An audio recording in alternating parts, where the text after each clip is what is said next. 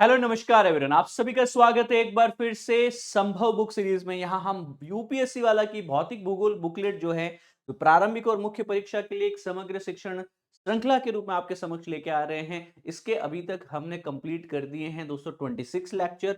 आज हम डिस्कस करने वाले हैं 27th लेक्चर और 28th लेक्चर। महासागरीय संचालन की यहाँ पे बात करेंगे।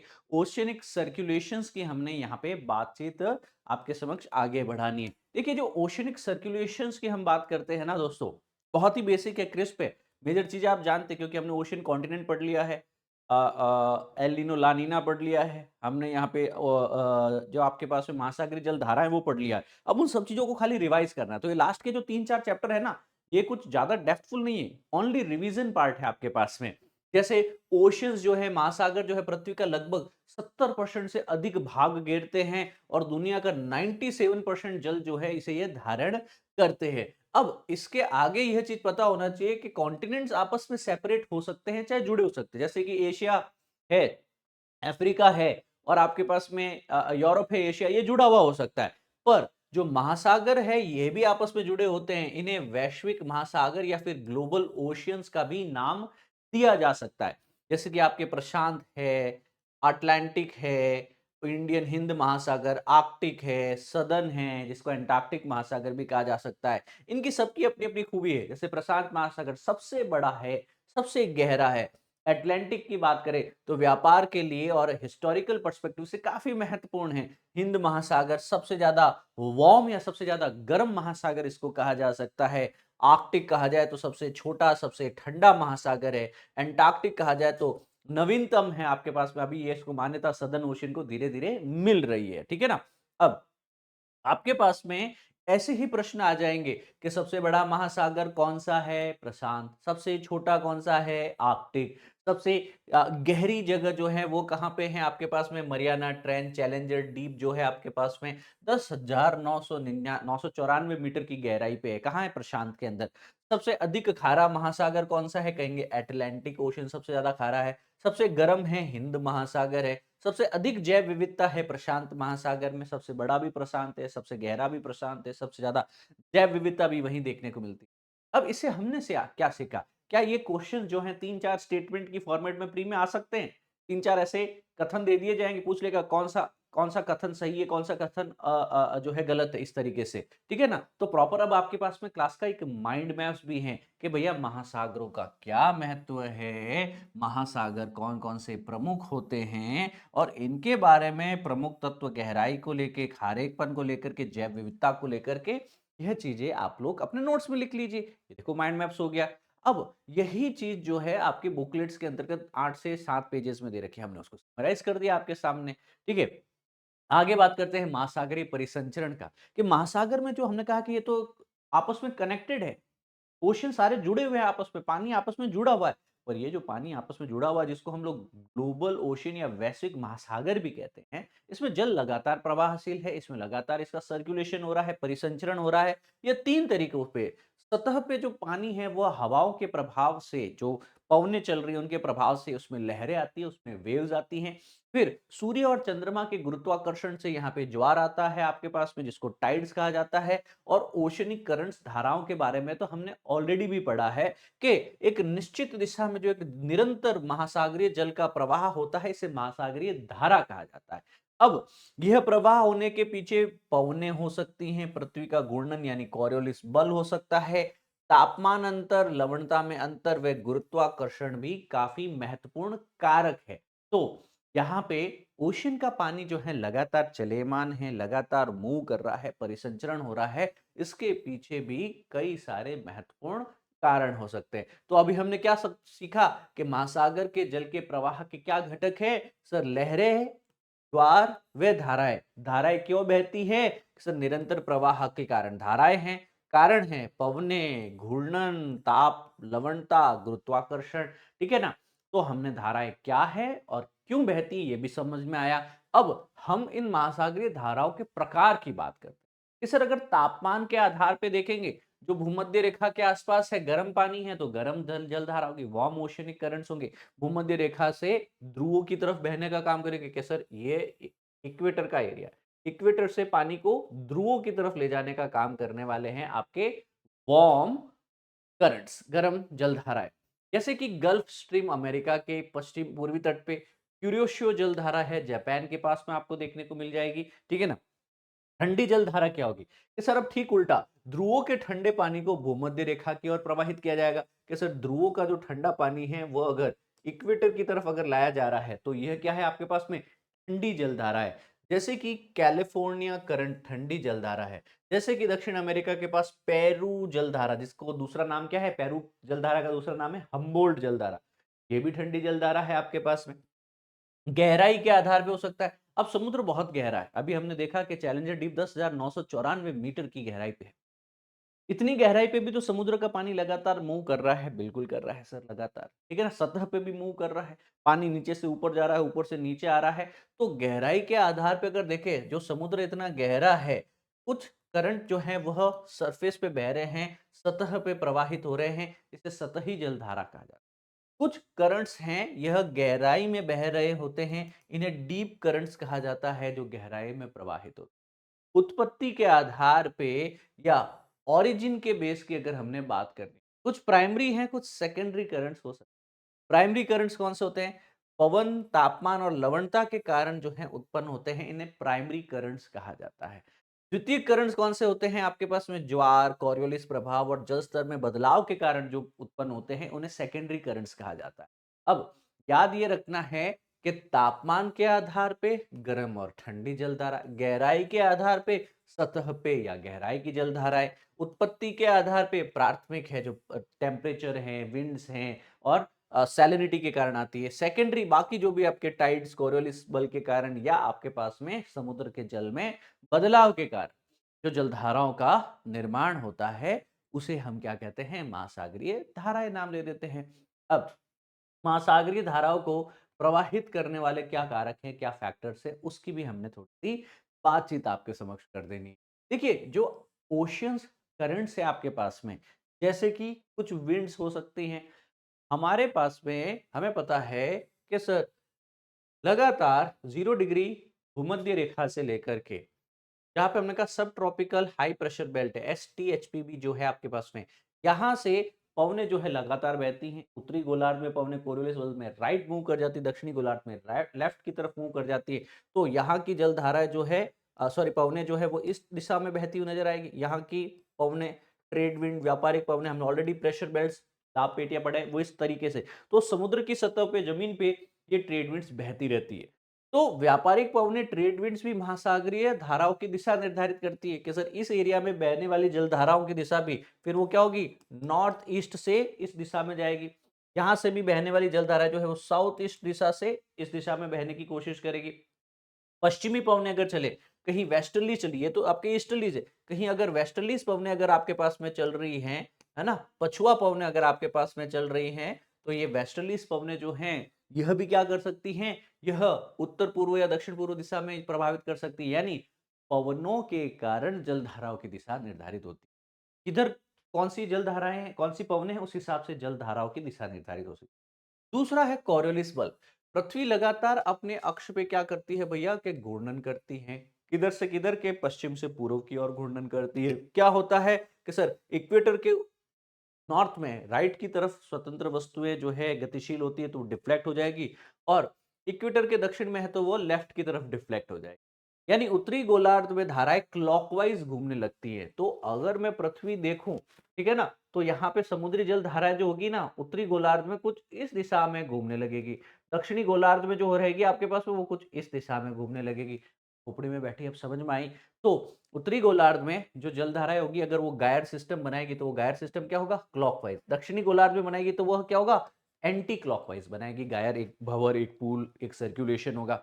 अब जहां का पानी गर्म होता है वो पानी हल्का हो जाता है। हल्का पानी, गर्म पानी जो है वह एक्सपेंड करता है, उसका प्रसारण होता है, वो ऊपर उठता है। ठंडा पानी जो है वह भारी होता है, वो नीचे चला जाता है। जब गर्म पानी ऊपर की तरफ उठने लगता है, अपवेलिंग, जब ठंडा पानी नीचे जाता है तो डाउनवेलिंग कहलाता है। सैलिनिटी, अधिक लवणता, ज्यादा नमक में पानी में नमक मिला हुआ है, लवणता ज्यादा है, तो पानी भारी हुआ कि नहीं हुआ? तो वह भारी पानी तो नीचे जाता है, क्योंकि हर भारी वस्तु नीचे की तरफ जाएगी, क्योंकि उसका घनत्व, उसका द्रव्यमान है ज़्यादा। ग्रेविटी, समुद्री जल प्रवाह में गुरुत्वाकर्षण की भी अहम भूमिका है, क्योंकि इक्वेटर का प्रसारित गर्म पानी जो है ऊपर उठा हुआ है, वह भूमध्य रेखा से इक्वेटर से ध्रुवों की तरफ जो है वह प्रसारित होने लगता है, ध्रुवों की तरफ वह जाने लगता है। इसकी भी हमने जो है प्रॉपर आपको माइंड मैप दे दिया है कि विंड्स के कारण कैसे, घूर्णन के कारण किस प्रकार प्रभावित होती हैं, तापमान से कैसे प्रभावित होती हैं, सैलिनिटी से जलधाराएँ, गुरुत्वाकर्षण से जलधाराएँ कैसे प्रभावित होती है। तो आपको नोट क्या करना है? माइंड मैप्स नोट्स, या साथ-साथ में नोट्स करते चल रहे हो? कमेंट करके ज़रूर बता दियो भाई।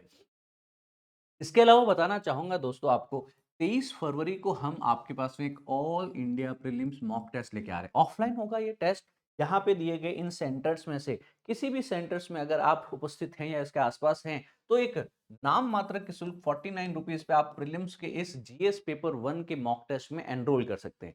ये यहाँ पे लाइव आंसर डिस्कशन भी करवाऊँगा मैं उसके बाद में इसका, और 9:30 से लेकर के 10:30 बजे तक जो है यह टेस्ट होने वाला है। आप वीडियो के डिस्क्रिप्शन में दिए गए लिंक पे जाकर के नाम, नंबर, फोटो, सिग्नेचर अपलोड करके 49 रुपीज़ पे करके इस एनरोल कर पाएँगे। अब आप कहेंगे सर 49 रुपीज़ क्यों ले रहे हैं और हमें क्यों जाने की आवश्यकता है? इसके लिए, ताकि आपको रियल टाइम एक्सपीरियंस मिल सके कि यूपीएससी 2025 का प्रीलिम्स लिख रहे हो, तो एग्ज़ाम कंडीशन कैसी होती है? सेंटर तक जाने से पहले, सेंटर परीक्षा के ठीक पहले पहुँच रहे हो कि नहीं पहुँच रहे हो, टेस्ट पेपर में क्या एक्सपीरियंस है, ओएमआर सीरीज़ में क्या एक्सपीरियंस है, कुछ गलतियाँ जो वहाँ दोहरा रहे हैं वो आप, क्योंकि अभी भी आपके 23 फरवरी को हम ये मॉक टेस्ट ले रहे हैं।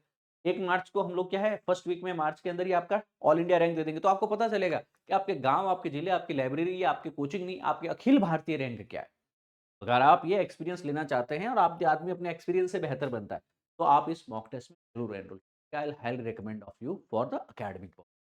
मूविंग फॉरवर्ड, आपको संकल्प और प्रहार के सीटीआर बेस्ड फाउंडेशन बैचेस की जानकारी देना चाहता हूं। आप 2025-26 के लिए यूपीएससी की तैयारी करना चाह रहे हैं, एक नॉमिनल प्राइस के ऊपर डेमो क्लासेस और काउंसलिंग के उपरांत आप यहां पे एडमिशन ले सकते हैं। यहाँ पे आपकी लाइव रिकॉर्डेड क्लासेस के साथ में सी सेट भी कवर होगा, यहाँ पे टेस्ट सीरीज भी होगी, और प्रॉपर जीएस की कॉम्प्रिहेंसिव बुक सीरीज को वन ऑफ द बेस्ट है मार्केट, जो कि यूपीएससी प्रीलिम्स और मेंस दोनों को ही आपके पास में बहुत ही भले भांति संपूर्ण तरीके। इसके अलावा इस क्लास का content, update, daily current affairs, ये सब आपको जानकारी कहाँ से मिलती है? टेलीग्राम हैंडल, टेलीग्राम पे नाम क्या सर्च करेंगे? जगदीश जांगड़ सर पीडब्ल्यू, या इस क्यूआर कोड को स्कैन करके भी आप सीधा उस क्लास से, उस कंटेंट से, उस कम्युनिटी से जुड़। आगे बढ़ते हैं, इस टॉपिक को कंटिन्यू कर। देखिए, इस टॉपिक की बात करनी है आपके पास में, कुछ मेजर ओशियनिक करंट्स में आपने समझा देता हूँ। जैसे कि अटलांटिक महासागर है, इसके अंदर जो है सबसे पहली है गल्फ स्ट्रीम। कौन सी है? ये एक गर्म जलधारा है जो अमेरिका के पूर्वी तट पे बहती है। फिर है कैनरी, जो कि अफ्रीका के पास बहने वाली ठंडी जलधारा है। ये क्या है? अटलांटिक महासागर की कुछ इंपॉर्टेंट है।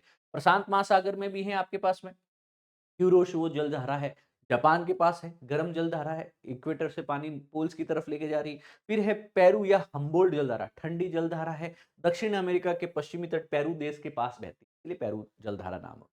हिंद महासागर में भी अगुलास जलधारा है। अब ये दक्षिण अफ्रीका के पास बहती है ये जलधारा। तो अभी मैप देखेंगे, सारी चीजें आपको वहां से समझ में आएगी कि हर महासागर में कुछ आपके पास में अलग-अलग प्रकृति की जो है जलधाराएं हो सकती हैं। उनका नाम, उनकी लोकेशंस, उनके प्रभाव को भी हमने सीखते समझते आगे बढ़।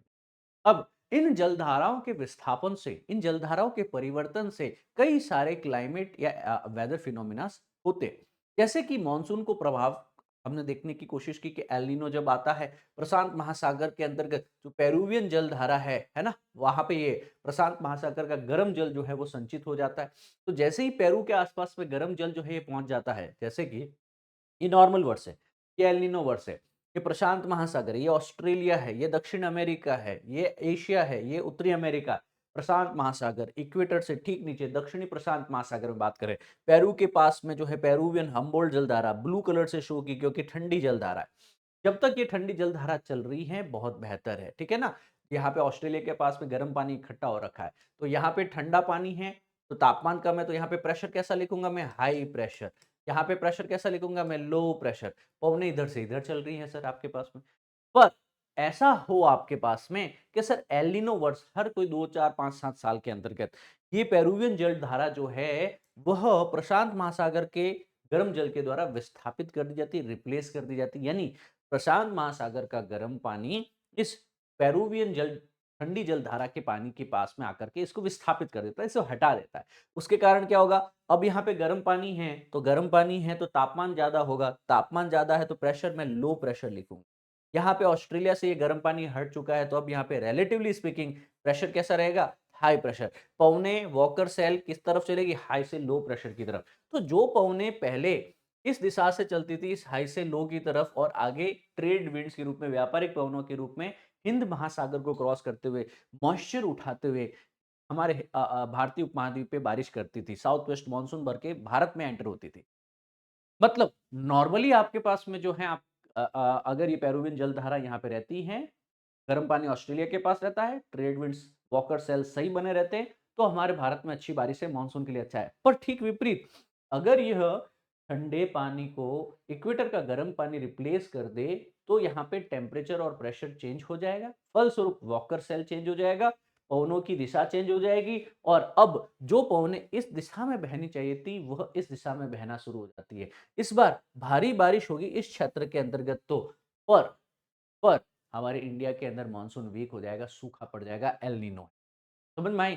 तो यहाँ पे मैं कह रहा हूँ, एल नीनो में क्या है, प्रशांत महासागर में गर्म जल का असामान्य संचय हो जाता है, जिससे वर्षा और सूखा प्रभावित हो सकता है, रेन और पैमाइश हो सकते हैं। इसका ठीक उल्टा, कि सर जो ये पेरुवियन ठंडी जलधारा है ना? ये वापस स्थापित हो और ठंडा पानी से भी ज़्यादा ठंडा पानी आ जाए, सामान्य से अधिक ठंडा पानी अगर यहाँ पे संचित हो जाए, तो मानसून प्रणाली और मजबूत हो जाती है। तो सोचिए, यहाँ पे ये जो पेरुवियन जलधारा गायब हो गई थी, ये वापस आ जाए और ठंडे से भी ज़्यादा, सामान्य से भी अधिक ठंडा पानी यहाँ पे संचय हो गया, तो ये हाई प्रेशर और इंटेंस हो गया, यहाँ पे लो प्रेशर और इंटेंस हो गया, और इस कंडीशन में विंड्स जो है पवन हाई से लो प्रेशर की तरफ बहुत ही गश्त करते हुए आगे बढ़ी, और हमारे यहाँ पे आगे इंडिया है, और इंडिया के अंदर मानसून परिस्थितियाँ और बेहतर हो जाएगी, यानी जरूरत से ज़्यादा बारिश होगी। लानिना एल नीनो दोनों ही खराब है, क्योंकि एल नीनो के अंदर भारत में सूखा पड़ता है भैया आपके पास में, और ला नीना के कंडीशन में क्या होता है, भारत में जरूरत से ज्यादा बारिश होती है। तो आप देख रहे हैं कैसे एक समुद्री जलधारा के विस्थापन के कारण, है ना, कहीं गर्म जल इकट्ठा हो गया या फिर जरूरत से ज्यादा ठंडा जल इकट्ठा हो गया, तो एल नीनो और ला नीना की कंडीशन आ सकती है। अब एक और कंडीशन आपने पता होना है, अपवेलिंग एंड डाउनवेलिंग।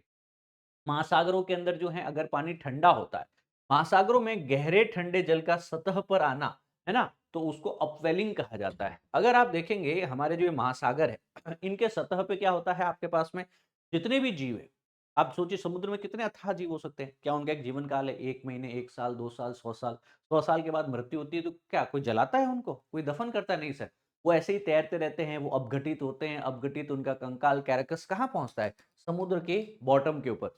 समुद्र के बॉटम में क्या है, भारी पानी, ठंडा पानी। अब ये ठंडा पानी जो है, नीचे से अगर ये ऊपर की तरफ आने की कोशिश करे, समुद्र की गहराई से ऊपर की तरफ आने की कोशिश करेगा, नीचे तो क्या है, मिनरल्स है, नीचे तो क्या है, वो आपके पास में पोषक तत्व है। तो जब भी ठंडा पानी सतह पे आता है, तो ये क्या करता है आपके पास में, साथ में पोषक तत्व लेके आता है, साथ में आपके मिनरल्स लेके आता है।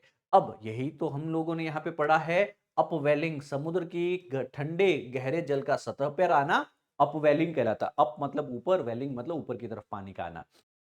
इससे समुद्र की सतह के पोषक तत्व सतह पे आ जाते हैं, और सतह पे आने से फाइटोप्लैंक्टन बढ़ेगा, मछलियां हैं, मत्स्य ने उसके लिए अच्छा है।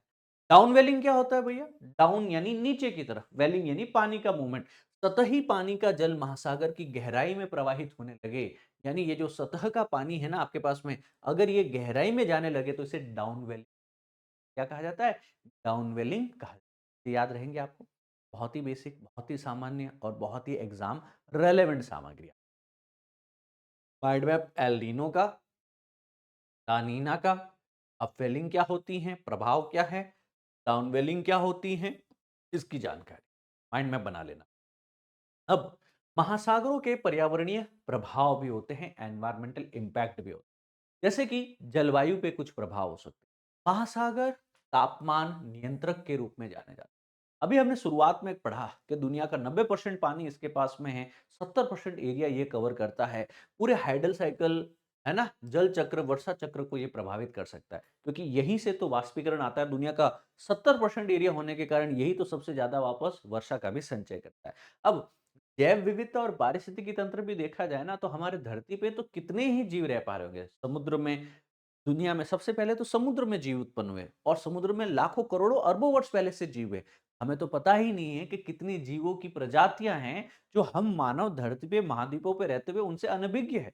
तो जैव विविधता और पारिस्थितिकी की अगर बात की जाए तो यहाँ पे ये बहुत ज्यादा सक्षम है। जैसे कि कोरल रीफ की हम बात करें, प्रवाल भित्तियों की बात करें, हम तटीय क्षेत्र के मैंग्रोव वन की बात करें, तो समुद्र जीवन के लिए तो काफी महत्वपूर्ण चीज है ना। तो महासागर का पर्यावरण पे प्रभाव क्या है सर? जैव विविधता पारिस्थितिकी तंत्र के लिए एक अनन्य महत्व है इनका। तापमान नियंत्रक के रूप में, वर्षा चक्र के नियामक प्रभावित कारक के रूप में है, ये काफी महत्वपूर्ण है। महासागर का प्रभाव क्या रहता है सर? जलवायु पे प्रभाव है, जैव विविधता और पारिस्थितिकी तंत्र के लिए महत्व है दोस्तों आपका। और ये सारी महासागरीय जलधाराएं जो हैं, जो इक्वेटर से गर्म पानी ध्रुवों की तरफ और ध्रुवों का ठंडा पानी इक्वेटर की तरफ लाने का कार्य करती हैं, ये जहां जहां बहती हैं अपने आसपास के क्षेत्र को प्रभावित करती जाती है। अब सर कैसे प्रभावित करती हैं? इसकी भी तो मेरे को बात समझा दीजिए। सर ये ऐसे प्रभावित करती है जैसे हम लोग कहते हैं इक्वेटर का ठंडा पानी कैलिफोर्निया करंट के रूप में यहाँ पहुँचता है। तो कैलिफोर्निया करंट क्योंकि ठंडा पानी है भैया आपके पास में, ये कोल्ड करंट है। तो आस-पास में यहाँ पे क्या होगा? डेज़र्ट होगा, मरुस्थल होगा आपके पास में, ठीक है ना? बेंगोला ठंडी जलधारा है, तो क्योंकि बेंगोला जल्दी ठंडी जलधारा है तो यहाँ पे कालाहारी मरुस्थल होगा। कैनेरी ठंडी जलधारा है तो यहाँ पे सहारा डेजर्ट देखने को मिलेगा। वेस्ट ऑस्ट्रेलिया करंट ठंडी जलधारा है तो यहाँ पे आपको द ग्रेट सैंडी डेजर्ट देखने को मिल जाएगा। पेरुवियन जलधारा आपकी ठंडी जलधारा है तो आपको यहाँ पे भी एक प्रॉपर जो है अटाकामा डेजर्ट देखने को मिल जाएगा। ये भी काफी महत्वपूर्ण है दोस्तों, ये चीजें सीखने लायक।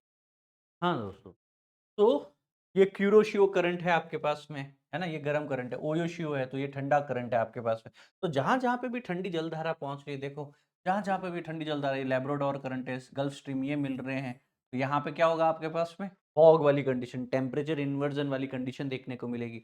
सबसे ज़्यादा मत्स्य फिशिंग यहाँ होंगी आपके पास में, ठीक है ना? ये देखो इक्वेटोरियल करंट जो है, इक्वेटर का गर्म पानी इस गल्फ स्ट्रीम यानी गल्फ ऑफ फ्लोरिडा के पास से होते हुए नॉर्थ अटलांटिक ड्रिफ्ट के रूप में नॉर्वेजियन करंट आगे ये यूरोप तक जा रहा है। इसी को हमने नहीं कहा था कि सर ये गल्फ स्ट्रीम और नॉर्थ अटलांटिक ड्रिफ्ट यूरोप के टेम्परेचर को कंट्रोल करके रखती हैं। यस और नो? तो ये सारी चीजें क्या है, हर एक का अपने पर्यावरण पे, अपने आसपास के क्षेत्र पे बहुत ही गहरा प्रभाव पड़ता है दोस्तों आपके पास में। मैंने एक यहाँ पे प्रॉपर आपको माइंड मैप और टेबल भी प्रॉपर दे दिया है। और इस टेबल में आप लोगों को क्या पता चलने वाला है? टेबल के माध्यम से ये पता चलेगा जैसे कि गल्फ स्ट्रीम क्या करती हैं, भूमध्य रेखा के गर्म पानी को उत्तर की ओर लेके जाती हैं, है ना? कहाँ बहती है? उत्तरी अटलांटिक महासागर में बहती हैं। यूरोप और अमेरिका की जलवायु को गर्म बनाने का काम करती है। दोनों ही ठंडे क्षेत्र हैं, पर ये गल्फ स्ट्रीम ही है जो इस यूरोप यूएसए को और इस यूरोप को गर्म बनाए रखती है। अगर ये इक्वेटर का गर्म पानी यहाँ पे गल्फ स्ट्रीम फिर नॉर्थ अटलांटिक ड्रिफ्ट के रूप में यहाँ तक और यहाँ तक नहीं पहुंचे ना, तो एरिया पूरा ही ठंडा हो जाएगा। जो पोर्ट हैं पूरे जम जाएँगे।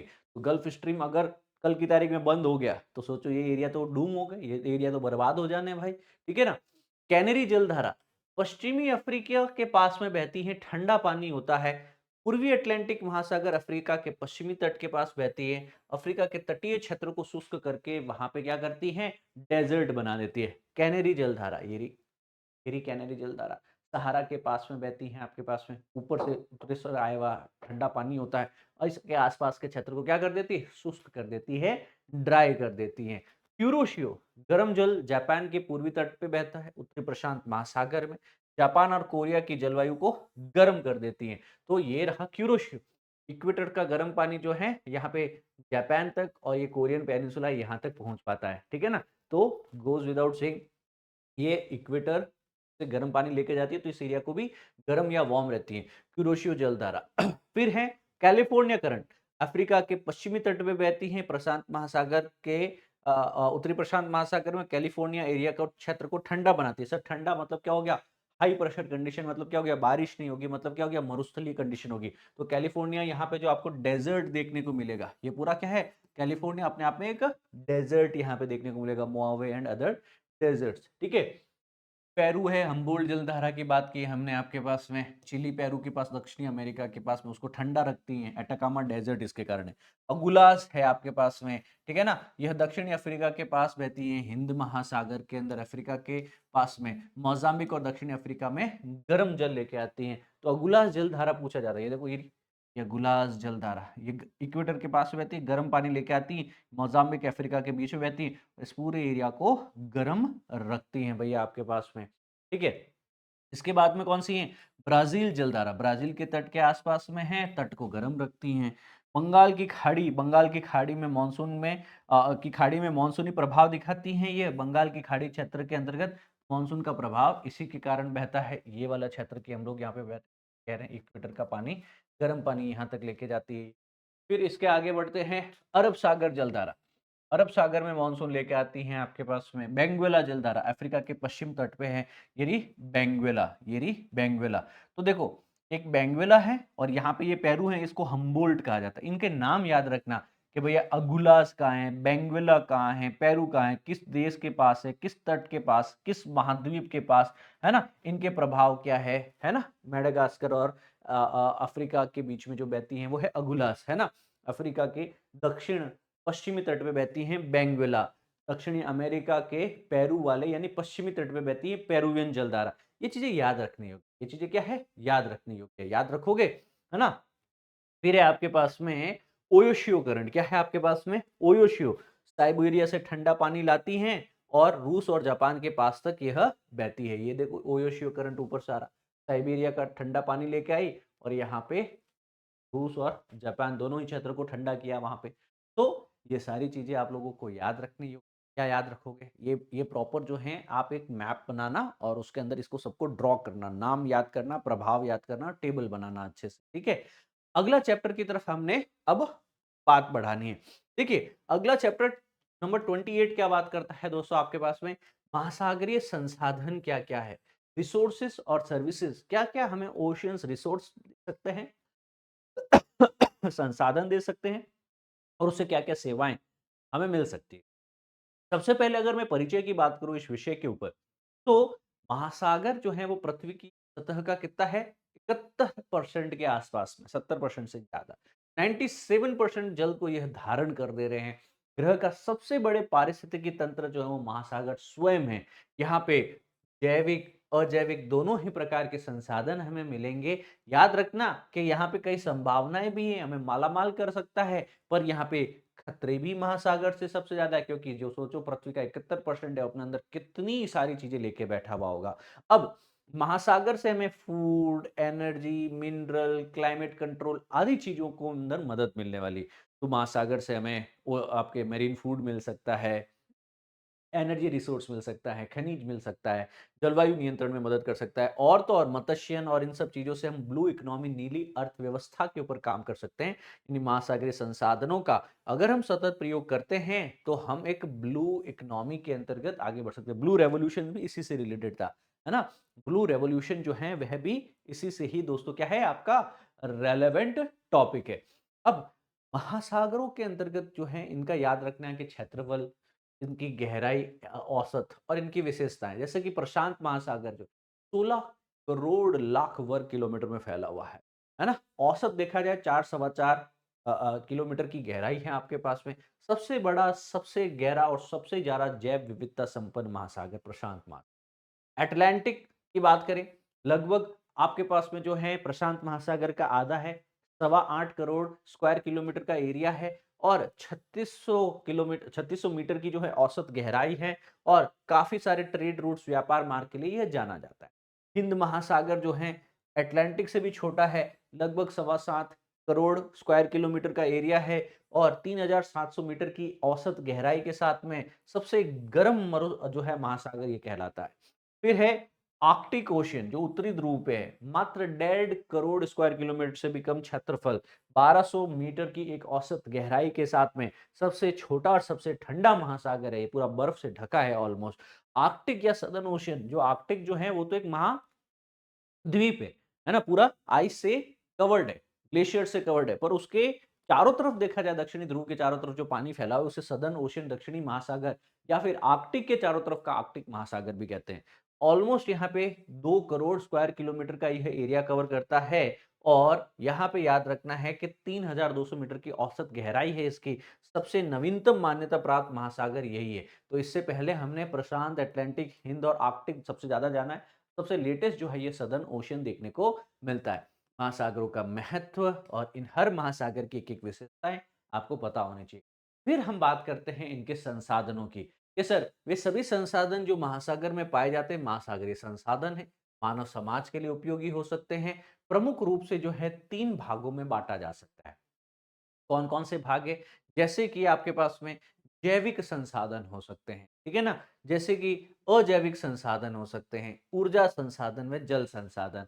यहाँ देखा जाए जैविक संसाधन में जीवित संसाधन देखे जाएँगे या मछली, झींगा, केकड़े, समुद्री घास, प्रवाल भित्तियाँ, कोरल रीफ ये सब क्या है जैविक संसाधन है जो हमारे लिए उपयोगी अजैविक संसाधन में जो खनिज हैं, जल स्रोत हैं, जैसे कि बॉम्बे हाई से पेट्रोलियम, प्राकृतिक गैस, समुद्री जल, समुद्री खनिज जो हमें मिल रहे हैं ओशन सी बेड से, ये सब अजैविक संसाधन है, उसमें जीव नहीं है, निर्जीव है। ऊर्जा संसाधन भी हमें यहाँ से मिलते हैं, जैसे ज्वारीय टाइडल ऊर्जा, लहरीय विंड एनर्जी, है ना? महासागरीय ऊर्जा, जैसे कि ओशन का जियोथर्मल एनर्जी है, वो भी हम यहाँ पे लिख सकते हैं। ओशनिक थर्मल एनर्जी की हम लोग यहाँ पे बात करते हैं।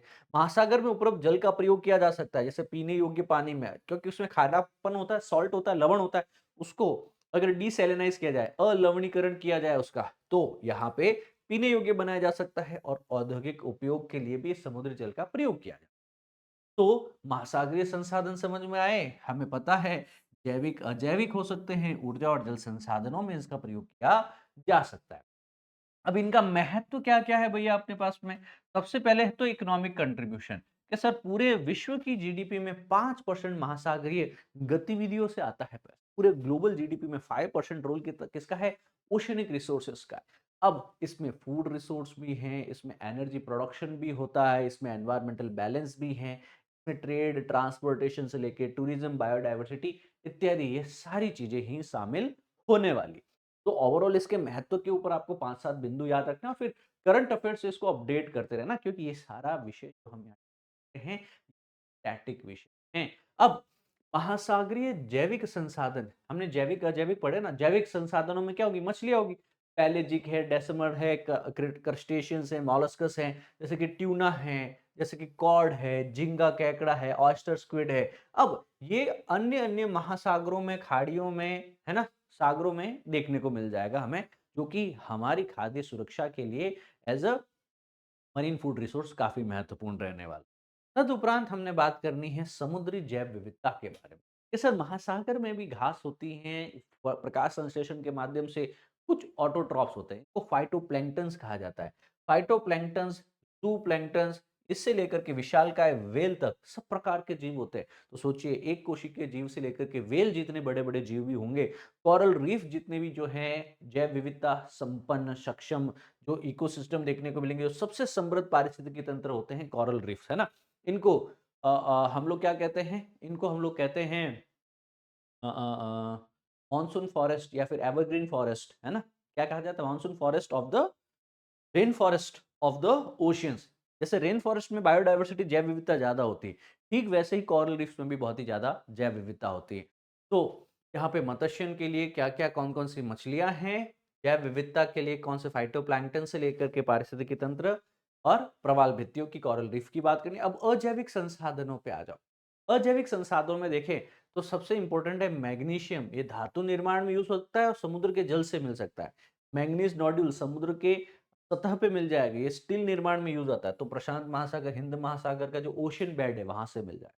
फिर है फास्फोराइट, यह उर्वरक में यूज़ होता है और महाद्वीपीय ढालों के ऊपर कॉन्टिनेंटल स्लोप पे मिलता है बहुत सारा फास्फोराइट। अब देखिए पेट्रोलियम और प्राकृतिक गैस ऊर्जा उत्पादन में तो सीधा-सीधा यूज़ पेट्रोल, डीज़ल, है ना? इन सब का प्राकृतिक गैस का, ये फारस की खाड़ी और मेक्सिको की खाड़ी से हमें काफ़ी ज़्यादा मात्रा में देखने को मिलता है। ये वही मेक्सिको की खाड़ी है जिसको डोनाल्ड ट्रम्प ने अभी नाम बदल करके द गल्फ ऑफ अमेरिका नाम कर दिया।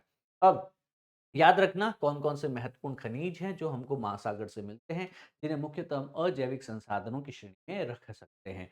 महासागर से ऊर्जा भी तो मिलती है, मेरीन एनर्जी भी तो मिलती है, जैसे कि सूर्य और चंद्रमा के गुरुत्वाकर्षण के कारण उच्च ज्वार आता है पानी ऊपर की तरफ उठता है। इसे टाइडल एनर्जी, वापस वो नीचे भी तो गिरता है। तो पानी के इस उठाव को और वापस रिसीडिंग को, तो जो ये ज्वार और भाटा आता है, टाइडल एनर्जी जो है, इससे भी कहीं न कहीं जो है हम एक रिन्यूएबल एनर्जी यूज़ कर सकते हैं, पर इसकी लागत ज़्यादा है। इस समुद्र के अंदर ऐसी अवसंरचनाएँ बनाना और उससे ऊर्जा का उत्पादन करना काफ़ी अच्छी खासी तकनीक और पैसे का निवेश लगने। वेव एनर्जी, समुद्र की सतह पे पवनों के द्वारा जो ड्रैग, जो बल लगाया जाता है, उससे एक निश्चित दिशा और एक लगातार एक संचरण, एक सर्कुलेशन चालू होता है। तो समुद्र की लहरों के माध्यम से भी यहाँ पे होता है। अब हम ये कोशिश करें कि लगातार कैसे हम समुद्र की लहरों से एनर्जी डेवलप कर सकते हैं, ये अभी भी अध्ययन का विषय है। अब ओशन थर्मल एनर्जी कन्वर्जन की बात की जा रही है कि ओशन का पानी कहीं गर्म है, कहीं ठंडा है। हमने पढ़ा ठंडी और जल गर्म जल धाराएँ, तो यहाँ पे तापांतर है, टेम्परेचर में अंतर है। तो उसके लिए भी हम लोग जो है टेम्परेचर डिफरेंस से भी एनर्जी जनरेट कर सकते हैं। ओशन थर्मल एनर्जी कन्वर्जन हो सकता है। पर क्या ये संभव है? तो लिंड आपके पास में वेव एनर्जी है और थर्मल एनर्जी कन्वर्जन, इसके लिए अभी भी रिसर्च चल रही है। टाइडल एनर्जी की अपने पास टेक्नोलॉजी, पर पैसा बहुत ज़्यादा, लागत बहुत ज़्यादा लगे। ठीक है? तो ऊर्जा संसाधनों में टाइडल, वेव और ओशन थर्मल एनर्जी कन्वर्जन की हमने बात कर देनी है। अब महासागरों के संसाधनों के दोहन पे और चुनौतियों पे भी आपको प्रश्न पूछे जा सकते हैं। सबसे बड़ी तो चीज़ क्या सर, आप ओवरफिशिंग कर लेते हो, ज़रूरत से ज़्यादा ही। अब आप सोचिए, एक खाद्य श्रृंखला में, एक खाद्य जाल में एक निश्चित संख्या जो है जीवों की होनी आवश्यक है। अदरवाइज़ आप उस खाद्य श्रृंखला को या खाद्य जाल को ही पूरा प्रभावित कर देंगे। तो अत्यधिक फिशिंग होने के कारण क्या हो जाएगा, आपके पास में पारिस्थितिकी तंत्र स्वयं असंतुलित हो जाएगा। और जो आप बड़े-बड़े ट्रॉलर्स लेके जाते हो, जो सी लेन ऑफ कम्युनिकेशन है, कई बार तेल का रिसाव हो जाता है, कई बार प्लास्टिक पॉल्यूशन है, कई बार और भी कई प्रकार के जो है पॉल्यूशन मानव जनित गतिविधियों से, व्यावसायिक गतिविधियों से हो जाते हैं। अब तेल के रिसाव से लेके प्लास्टिक कचरे को लेकर के हर जगह पे आपको पर्यावरण जो है आपके पास में महासागरों में प्रदूषित देखने को मिलेगा। जलवायु में परिवर्तन हो रहा है, महासागरों का तापमान बढ़ रहा है, ओशियंस में एसिडिफिकेशन ज़्यादा हो रहा है, इस प्रदूषण का पानी CO2 एब्ज़ॉर्ब करती, CO2 जो है वो एब्ज़ॉर्ब कर दिया जाता है ओशन के द्वारा। और जब H2O यानी समुद्र का पानी CO2 को एब्ज़ॉर्ब करता है, तो क्या बनाता है? H2CO3 कार्बनिक एसिड बनाता है। और जैसे ही ओशन अम्लीकरण हो जाते हैं, इसमें फाइटोप्लैंक्टन, ज़ूप्लैंक्टन, फिशेज़, इकोसिस्टम सब बर्बाद हो जाता है। तो प्रदूषण तो हम सतह पे बढ़ा रहे हैं, ओशियंस में अम्लीयकरण हो रहा है, पर्यावरण परिवर्तन के कारण फलस्वरूप पूरी जैव विविधता खत्म हो जा रही है, पूरा पारिस्थितिकी तंत्र बर्बाद हो जाएगा वहाँ। फिर है डीप सी माइनिंग। हम कहते हैं कि भैया हिंद महासागर, प्रशांत महासागर के अंतर्गत बेड है और उस सी बेड में, समुद्र के नितल के अंदर मैंगनीज पॉलीमेटलिक नोड्यूल्स मिलते हैं, तो उनको निकालने की कोशिश करते हैं। समुद्र के तल से जो खनिज निकालते हैं, उससे वहाँ का पर्यावरण, उनका इकोसिस्टम भी जो है नुकसान पहुँच सकता है। ऊपर भी हमने ध्यान ज़रूर कोशिश की है कि वहाँ भी अगर पूरा हैबिटेट, पूरा आवास आपने डिस्ट्रॉय कर दिया, उनका इकोसिस्टम डिस्ट्रॉय कर दिया, हमें न जाने कौन-कौन सी प्रजातियाँ वहाँ पे उस पे डिपेंडेंट है, वो सभी प्रभावित हो सकती है। ये सारे टॉपिक्स हमने बहुत अच्छे से कवर किए हैं। आई होप आप लोगों ने ये चैप्टर बहुत अच्छे से एन्जॉय किया है। तो इकोनॉमी क्या होती है, महासागरों के सतत उपयोग को बढ़ावा देना, जो है सुरक्षित क्षेत्र की हम लोगों ने बात करनी है कि महत्वपूर्ण पारिस्थितिक स्थलों की रक्षा करने के लिए आपके पास में है स्वच्छ समुद्र पहल जैसे इनिशिएटिव याद रखने हैं, और ये वही चीज है जिससे हम लोग सस्टेनेबली मैनेज कर पाएंगे समुद्र के संसाधनों को। याद रखना है कि सुबह 9 बजते ही हमारी डेली करंट अफेयर की क्लास भी होती है। आप इन क्लासेस को सुबह 9 बजे ओनली आईएएस हिंदी माध्यम चैनल पे लाइव देख पाएंगे। क्लास के उपरांत Telegram channel Jagdish Jangid sir PW पे इस क्लास का कंटेंट PDF भी दे दिया जाता है, जिसे आप इस नाम से सर्च करके टेलीग्राम पे या फिर इस QR कोड को स्कैन करके भी ज्वाइन पाएंगे और क्लास के कंटेंट का एनालिसिस का लाभ प्राप्त कर पाएंगे। दिस बीइंग सेड, आज के लिए इतना ही है। फिर मिलते हैं कल सुबह 9 बजते ही डेली करंट अफेयर में, और वापस कल दोपहर को संभव की नेक्स्ट चैप्टर की क्लास में। Until then, thank you. Jai Hind, Sata Shaktishalli. God bless you all. Wear that smile on the face, confidence in the heart. That's the best way forward. Start the day. Jai Hind.